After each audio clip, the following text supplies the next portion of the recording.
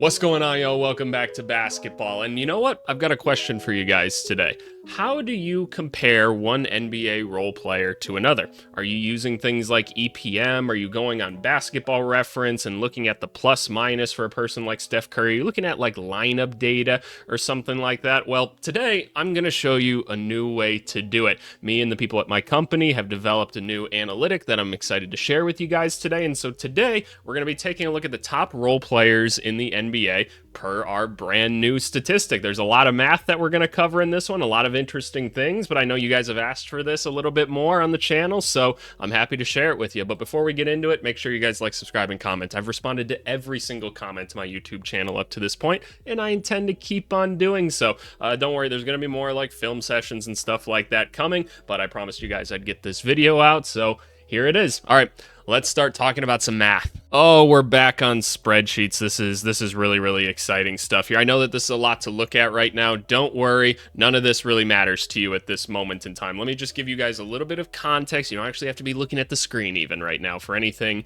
all that interesting. So basically a couple weeks ago, not even, maybe like a week and a half ago, somebody had asked me, a client of mine, for those of you that are not aware, I run a basketball statistics company. I've got clients at the NBA level through like JUCO level. I've got some international clients. Help out quite a few people with this stuff. This is also where I do like my consulting and scouting and things like that through my company. And they said, hey, how do you like compare one role player to another? And I was like, well, there's a couple different ways that you can do that. Whether it's like an EPM, you can look at other statistics that you find here, whether it's like on-off numbers, lineups, blah, blah, blah, blah, blah. And they were like, okay, but like, how do you compare like a role player point guard to like a role player center? And they were like, there's not just like a number that I can look at for that. And I was like, not really to my knowledge. And they said, would you be able to make that? And I was like, well, sure, I'm sure I could kind of put all the brains together, the people in my company, and we could kind of come up with a way for it, because I found it to be an interesting question, because they're right. You know, how do you compare somebody whose job it is to come off the bench and be like a distributor or something, or kind of like a playmaker, like a TJ McConnell, something like that, right? Versus like Alex Caruso, who's coming in to mostly play defense, or like a Daniel Gafford, whose job it is to kind of like block shots, dunk the basketball, all of those types of things. So yeah, they're asking a really good question by doing that. And I was like, well, yeah, we don't really have a stat for that, but we can go ahead and make one. And so that's what we did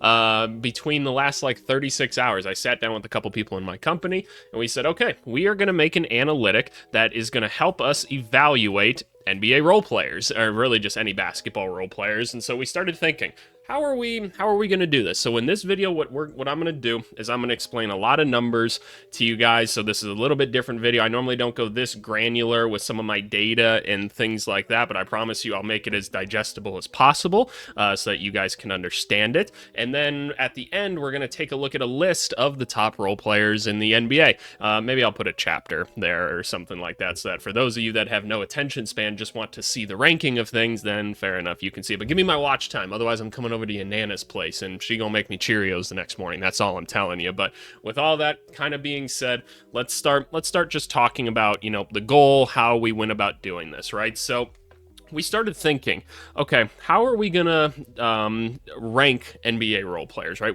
Our goal is to have one really easy to read statistic that is gonna tell you which role players are better than others, right? Because it's really easy to evaluate like star talent, right? And what they do, because they get to do whatever they want on the basketball court. Role players are asked to do very specific things. So how do you compare kind of like what we said, the Daniel Gaffords to the Alex Carusos of the world? Like, how do I determine which one is maybe more valuable to someone? And that's where this kind of was created. So you're going to see a bunch of numbers on here.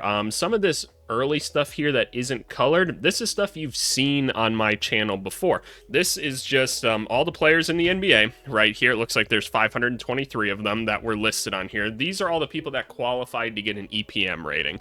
EPM, for those of you that aren't familiar, is estimated plus minus. It's a pretty cool statistic that basically tells you like, hey, this is how good somebody is at offense, defense, overall as a basketball player. It's a really advanced statistic, takes into account a bunch of different things. If you want to learn more about it, you can learn all about it here. It's really complicated, all-encompassing stat. It's a good stat, right? But what it doesn't do is it doesn't do things like compare people of like different positions and different roles, right? So I'm like, okay, we need something to compare all of those.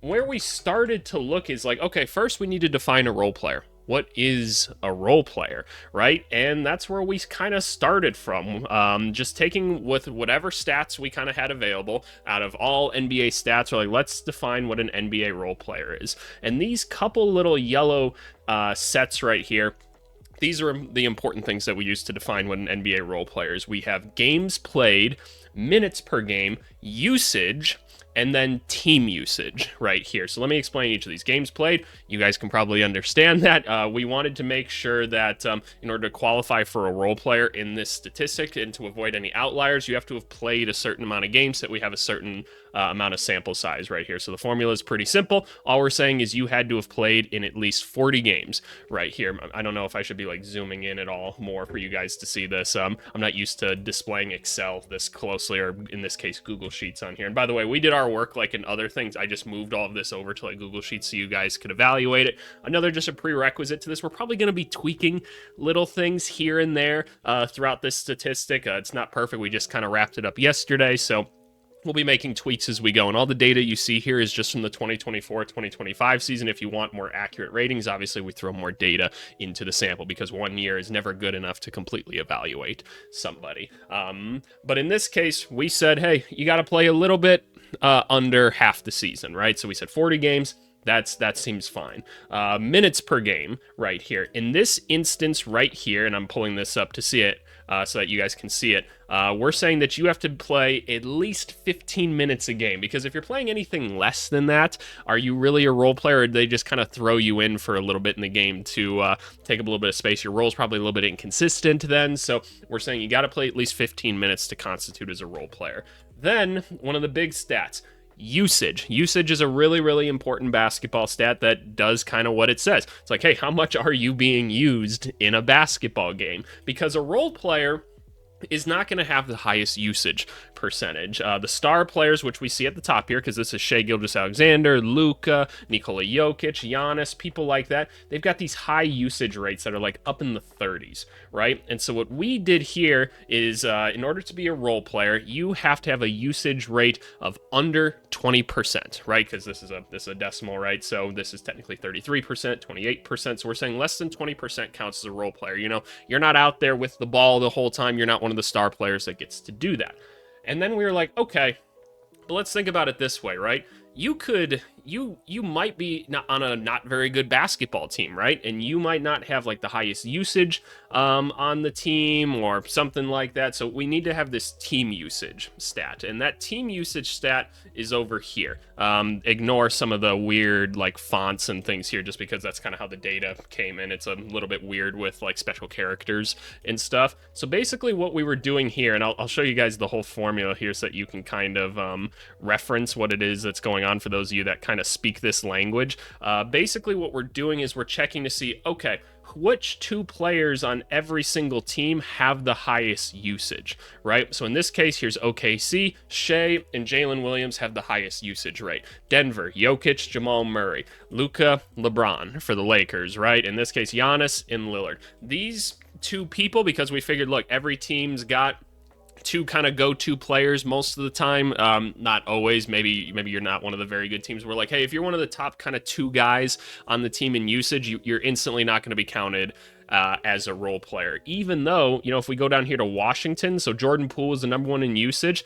Alex Sarr was actually number 2 in usage on the team, and you could probably consider him a role player, but because of the team he was on, his usage was really high, so we're not going to call him a role player in this instance. So that was kind of a way to make sure that like we didn't have any like kind of funny business in the data in terms of usage. So if we go back to our calcs tab here, we basically said like, hey, did this person qualify as one of like the top 2 most used players on their team? Because if they did, they instantly can't be a role player. And just right off the bat, this list here is sorted by overall EPM right here. So we'll see Ivica Zubac is the highest player in terms of EPM to show up as a role player right here. So he's the highest rated role player in the NBA per our statistic right now, right? So these 4 kind of qualifiers, that's what makes you a role player. The next highest person here, it's looking like, I'm gonna guess it's like Fred VanVleet or something like that. Oh, it's actually Jared Allen. So Jared Allen also counts as a role player. If we go just a little bit further down, I'm guessing this one's Fred VanVleet. Nope, it's Derek White. Some of the names that you would expect to see is maybe a role player, but high on the EPM rating. So, okay, we've got role players now. We determined that there were how many people in this? There's about 523 people. 181 of them came out as role players, which makes a lot of sense, right? I mean, that's about how many you would probably expect. About 200 people out of the 500 people count as role players, right? Taking out the stars and kind of the bench warmers and stuff. We figured that was a pretty good percentage overall. Now, how do we make an actual statistic, right? Now that we've figured out who our role players are, how are we going to rate these people? And that's where things start to get just a little bit more interesting. And that's where we start to get into these fun little purple numbers right here. And to take a step back, what we did was we started off with a goal, right? Our goal was we want to have a 0 to 100 score of how good somebody is at being a role player in the NBA. So we're like, okay, by the end of this, we need to have a 0 to 100 scoring system, which isn't too hard in concept, but we're like, okay, what's all going to go into this? And we determined that there's 3 different aspects that go into grading how good somebody is as a role player. We have a complexity score, we have a consistency score, and an impact score. So we have 3 different things that all will add up to a 100, which comes out to this AVC RPS, which is AVC role player score. Yes, I named it after myself for the time being, at least for this video, so you're just gonna have to live and deal with that. But anyway, so there's 3 things that go into this, right? The complexity score, the consistency score, and the impact score. Let's start off with the impact score because this one is a little bit easier to understand if you've been following my channel at all. At the beginning, we talked about EPM, right? EPM is one of the best statistics that we have in basketball. It covers a lot of ground in terms of just your individual ability to be an NBA player.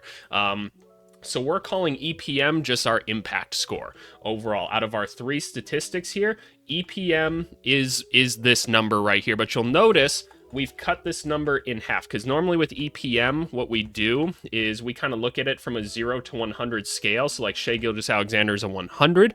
We divided it by 2 so that we could have it be a 0 to 50 scale, right? Because with these numbers here, to get a 0 to 100, we had to weight each of these. So an impact score can go from 0 to 50. A consistency score, 0 to 25, and a complexity score, 0 to 25. So out of the 3 statistics, impact we figured was twice as important as consistency and complexity in this case, because we kind of figured that impact was the best statistic kind of overall out of the other ones. And again, we'll explain what these other 2 are, but impact is weighted heavier than the others. It's twice as valuable as the others. So that's why you see here with this would be Zubats, right? So yeah, here's Zubats right here. Zubats as a impact score got a 49.1, which is pretty dang good. It's pretty damn close to 50, right? But now, what are these other ones right here? Well, let's talk about complexity, right? Because that's where things start to get a little bit interesting. And what we wanted to do, if you remember early on, is we wanted to define like, hey, how do you compare this type of role player versus this type of role player? And that's where we came up with role archetypes here. I know there's a lot going on here, so let me take some time. I'm going to explain it to you, I promise. So we developed 6 different role players that exist in the NBA, in our opinion. We could add more to this if we feel like it going forward, but this is where we kind of started off with for the time being. And to backtrack just a little bit here, let's go back to our Calcs tab. There's these purple stats that go into determining what somebody's role actually is. This is kind of the final impact after you look at all these stats. We've defined these players. So if they were counted as a role player, they got assigned to a role. The stats that we looked at here are estimated wins. There's a minimum and a maximum. That's more for calculations purposes. There's a true shooting percentage, assist percentage, field goal percentage at the rim. What do we have here? I can't even remember what. Oh, this is turnover percentage. I really should just label these better. Steal percentage, block percentage, a combination of steal and block percentage, defensive rebound percentage, 3-point field goal percentage. Those are the things that make up what your role is. Those are the different stats that we use to kind of build out these role archetypes. Let's go through the role archetypes here. First one, we have a play finisher. This is a low usage, efficient scorer who completes plays, doesn't necessarily create them. So imagine like a slasher or something like that, someone that's kind of going to the hoop a lot. We said in order to be a play finisher, your usage rate needs to be less than 18%. True shooting percentage is going to be greater than or equal to 58% because you should be pretty efficient at like getting to the rim, finishing, things like that, right? Assist percentage is going to be low. It's going to be lower than 12. Your rim field goal percentage needs to be greater than or equal to 46. If you want like exact reasons for why we picked these, we basically picked like percentiles of where like NBA standards are. So if we said like, hey, this person should be really good at like play finishing, we want to take like the 70th percentile of like rim field goal percentage, stuff like that. So that's why we picked the numbers that we picked. They weren't just picked at random. And then you'll see a complexity rate here. Complexity is something that we've added to weight the different roles. Basically, a 5 means that it's a super complex, much harder role to do than some of the others.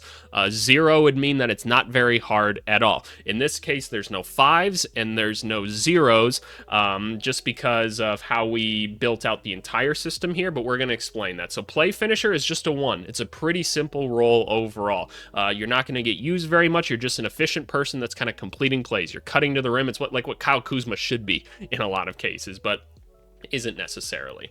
Moving on to the next one here, we have a connector, a low to moderate usage player who keeps the offense moving, flowing, and they make smart decisions, right? So someone that's that kind of connecting piece. You guys have heard me say, what's his name? Like Ben Shepherd, I feel like is kind of good at this sometimes, where like he just kind of keeps the offense moving, even though he's not the one necessarily finishing plays ever. He's just kind of like a nice little glue piece there. I'm really curious to hear what you guys think of this video. I feel like I've never talked about this much in-depth analytics on here. I always try to keep it very surface level, which I feel like sometimes takes away from my actual knowledge of this stuff, because I want you guys to know that I am knowledgeable in talking about this stuff. But you guys let me know if this video performs well and everything. Maybe I'll do more in-depth things like this. But I hope I'm not boring you guys with this. I hope this is interesting. Basically, a connector, they have a usage rate between like 14 and 20%. So the finisher could kind of be in there. The assist percentage is between like 12 and 20%. So there's a range again. Turnover percentage is pretty low overall, right? Like we're supposed to keep the offense moving. And then true shooting percentage at a 55. The complexity rate for this one is a 3. It's harder than being a play finisher, right? Because it requires a little bit more like, hey, I've got to read what's actually going on the court right now. Next one, secondary creator. This is actually the highest in terms of complexity of the roles that we developed. Usage rate, a little bit higher, right? Like these kind of secondary creators and playmakers, very, very valuable. You've heard me talk about them on the channel before. Someone that can go kind of create offense after the main person's done, right? Usage rate, a little bit higher. Assist percentage, it has to be greater than like 20%. Turnover percentage is going to be within this range. And then true shooting percentage of a certain amount, right? Like this person is going to be good at scoring, playmaking, things like that. Kind of like a Cole Anthony type, if you would, just kind of that other scorer on the court. Next, defensive specialist. You guys could probably figure out the goal of this one, but player whose primary value is disrupting the opposing offense, not scoring, right? We need to value people that are just kind of out there for defense, maybe a Matisse Thybulle or something like that. Usage, going to be pretty low. We use defensive EPM, actually, in this one. We said it has to be greater than or equal to 1. That's usually the standard for being a pretty good defender. Steal and block percentage put together should be greater than or equal to this. We want to give some benefit to both of these. And then defensive rebound percentage should be at least this much. Defensive rebounding is a really valuable thing on defense because it ends a possession. We gave that a complexity rate of 2, and these are things that we could raise or shrink, by the way, and it'd be pretty easy to do so in order to like weigh things differently. But we gave that one a 2 because you're not asked to really do anything offensively.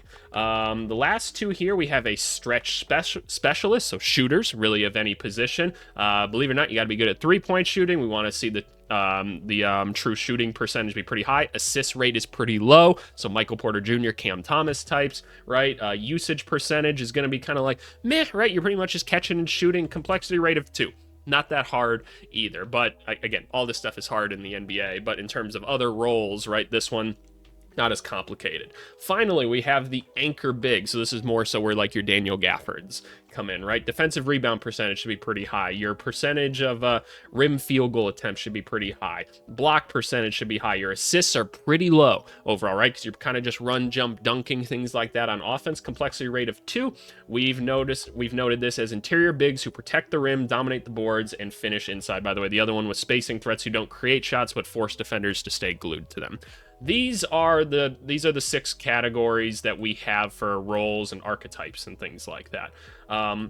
What we've gone and done is we've used these qualifiers to basically go and look at every single player, right, and assign them a role. And from that role, we're able to determine their score. If you guys remember correctly, these scores add up to 100. These red ones right here, these are the 3 things that add up to the AVC RPC. The impact, which was the EPM, was a 0 to 50 because it's more important. This is the complexity score. This is that 0 to 25 score. And so based off of whatever role you get the normalized score. So if you had a 1, which was a play, or you were a play finisher, you got a complexity rate of 1. In order to normalize this to a 25-point scale, you just multiply it by 5 right here, right? And that's just because if the top is 5 and we want to now make the top 25, well, how do you get there? You multiply it by 5.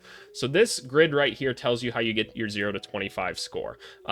If you get assigned no role after this formula, which is possible, right? There's some players that are technically playing role player minutes and they have a certain amount of usage, but they don't fall into one of these categories. That makes you less valuable. And we debated for a while. We're like, okay, how do we grade that person? We're like, well, they don't fit a mold very well. That's harder for coaches to deal with, right? And we're going to take a look at some people today that didn't fall into a particular role, and it's kind of interesting, right? So they don't get any points for this, but there are instances where some people fit into multiple roles by the end of this. And if that happens, they get a little bit of a bonus. They get a 5 because it means they're more versatile, right? I can use them for a bunch of different things. They can plug a bunch of different holes. I can throw them at different positions with different lineups and different needs, right? Because some people are 3 and D, right? That's a big thing we hear. So you could be a stretch specialist and a defensive specialist overall, right? And that's instantly more valuable. We understand that, right? So you get a 5, that means you get a 25. Obviously, like secondary creator 4 multiplied by 5, you get a 20. You guys understand, right? So if we go back to our calcs tab right here, funny enough, when we go through and do our rating and we look at like Ivica Zubac, it actually puts him in the connector category first, which when you step back and think about it, actually does make a little bit of sense. So you go and look at this connector one here. His usage rate is around here. The assist percentage makes sense. He's not turning the ball over much. He's got a high true shooting rate. He kind of falls into this guy that's kind of connecting the Clippers offense together. But when you look at some of these other people, this person fits into multiple criteria here. It's Jared Allen. I didn't actually go through on this and like list the multiple ones out here. I just made this really fun looking formula for you guys to see. Why does it appear all the way down there? Okay, yeah, here's the really fun formula that I used in order to display this and calculate it on Google Sheets. So if you want to recreate it yourself, feel free to do so. I'm not trademarking this thing or anything. You can have all the fun with it that you want. I'm making this just kind of a public knowledge thing, and this is just me trying to better the basketball community by doing this. But Jared Allen fits into multiple. If I had to guess, I'm going to say that he almost certainly is falling into the defensive specialist and the anchor big specialist. Maybe others, maybe play finisher as well, but he fits into multiple categories. So because of that, he gets a higher score. He gets the highest score of 25 overall. Because Zubac came in at just a connector. He gets a 15. Here's a defensive specialist right here. Who is this person? It's Amen Thompson. Look at that, right? I think we all know that to kind of be true about Amen Thompson, right? And funny enough, Amen Thompson was somebody that we had to take a look at because when we were first looking at the data, he wasn't coming up with a high enough like score to actually be counted as like a role player because his usage percentage in some of these archetypes was a little bit too high at times. So we had to make some adjustments to the stats because we're like, okay, let's use some basic reasoning skills. Like Amen Thompson, yes, he was kind of out there to do a lot of different things. He should fit a category, and defensive specialist probably is one. So we I'm trying to remember. I believe we moved the usage rate like up 1% so that he could fit, which was fine because it matched more with like the play finisher type, which it probably should have been the same anyway.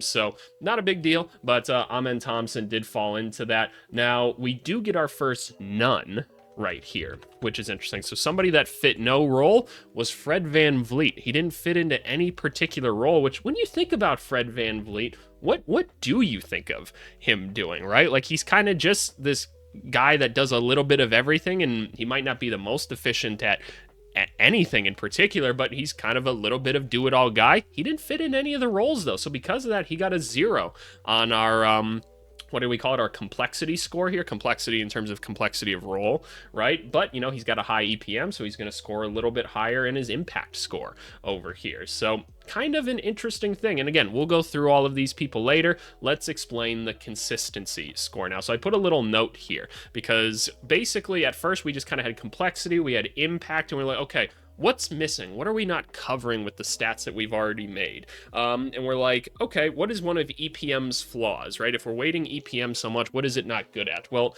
EPM doesn't take into account like an entire season, right? Or it doesn't weigh in the fact that someone didn't play a full season. So like Luka Doncic here played in 50 games this season, but he was 99th percentile good for those 50 games, right? But he wasn't available for like 34 games. So I'm like, well, I feel like that should be weighted against you. Well, in EPM, it's not, right?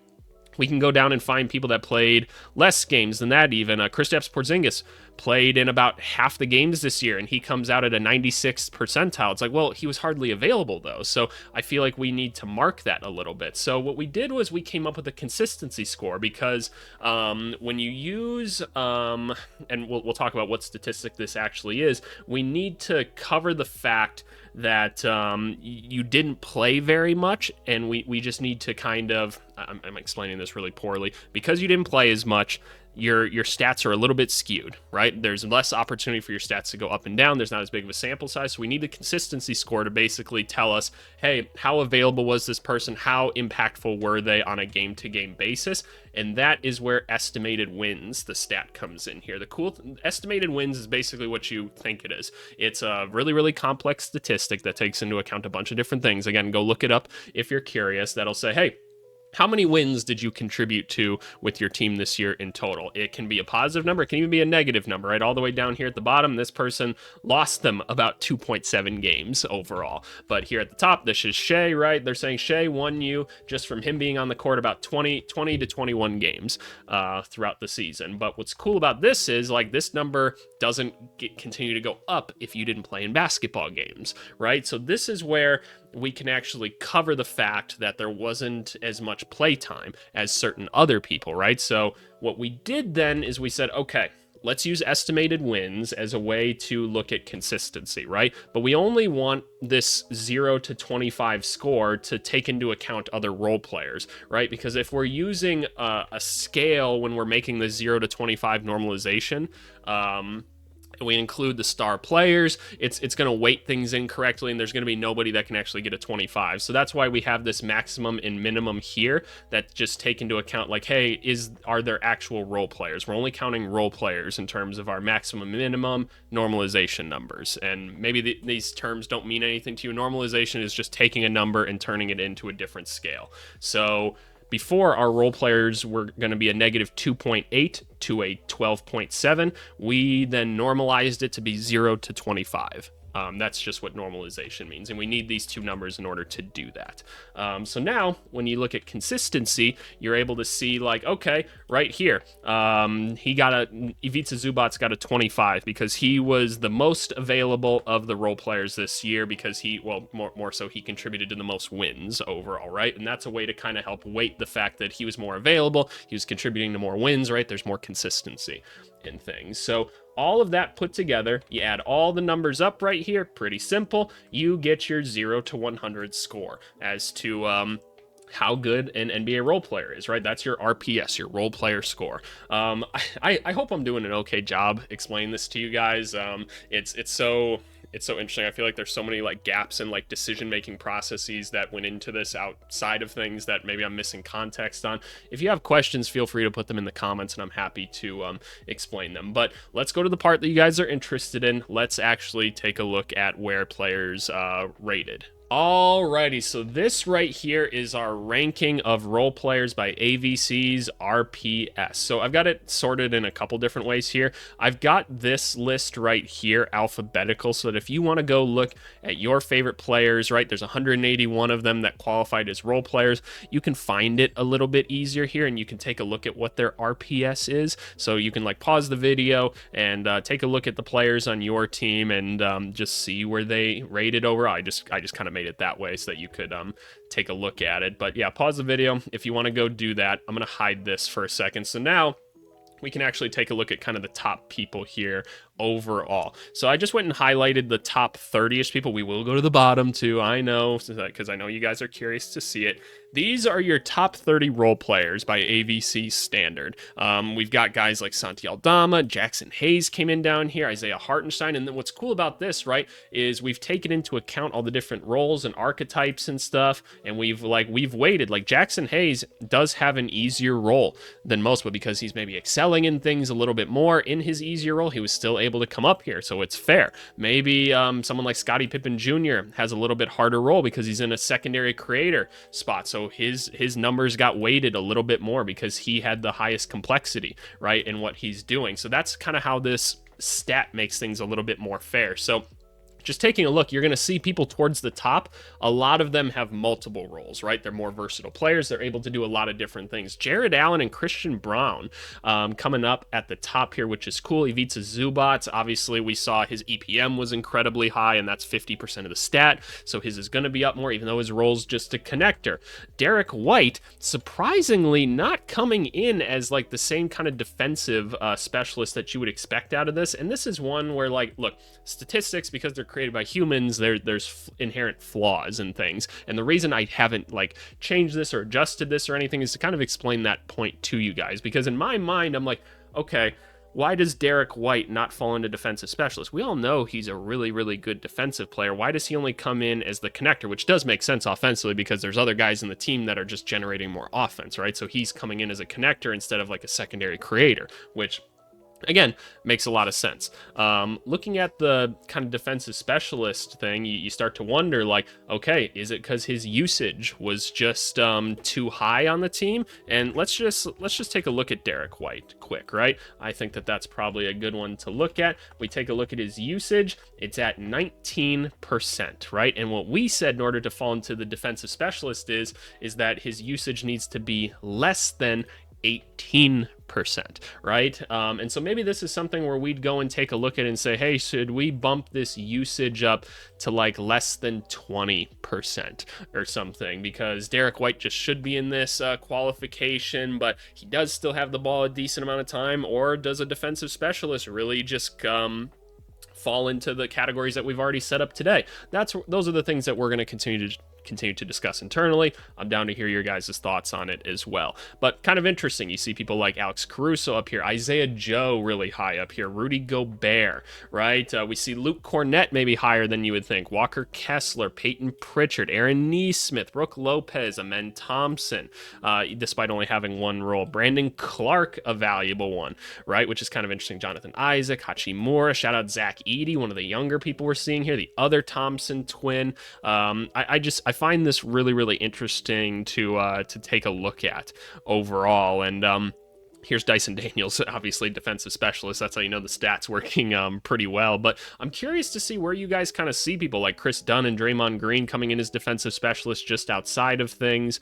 Again, I'll just kind of scroll down here. Let's go take a look at the bottom, right? And again, we're not here to make fun of players right now. A lot of these are younger players, right? You kind of see the bottom four were rookies this last year: Cody Williams, Bub Carrington, Isaiah Collier, to John Salon, right? Again, we're not here to make fun of people, but these people much more down here didn't fall into a particular role. And you're like, okay, how did Cody Williams and these guys even qualify for role players? Well, they played a certain amount of minutes and their usage was low enough. So if you remember, you go back to that part in the video, These yellow stats right here are what made up what actually constitutes as a role player, and they did, based off of what they were doing with their NBA teams this year. These were role players, but they score incredibly low. Their EPM's not that great. They didn't fall into a particular role. They weren't contributing to many wins throughout the season, so they got a low score. The lowest person here that actually found a role was KJ Martin, which, like, yeah, he definitely fall into the play finisher one, but all the rest of his numbers, just not that great. And you kind of see some more play finishers down here, and like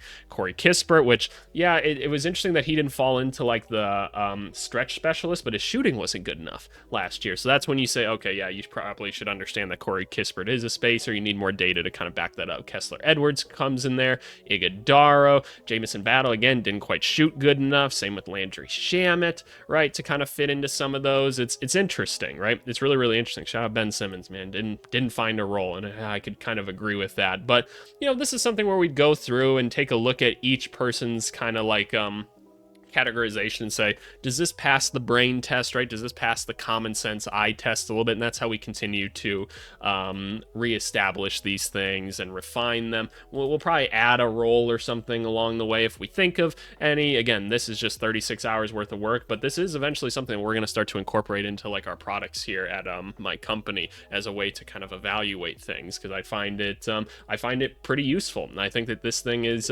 pretty cool to look at overall. But this is kind of where I pass it back to you guys. I apologize if I didn't do the best job of explaining it, really trying my best here to take you through all the thought and time that kind of went into this stuff, and I tried to lay this out on a spreadsheet to make it as simple as possible when it wasn't in like a Python like tab or something like that. But regardless, if you guys have questions, please leave them in the comments or whatever. If you have like recommendations, if you're like, oh, I think because of XYZ reason this assist percentage should be 22% or something like that, please just don't go in the comments and being like, EVC, how come, Dylan Brooks doesn't have a role? How come, AVC, you fucking dummy? Well, first of all, I'm at Janana's place already, and she's already made me my Eggo waffles or whatever, so just know that.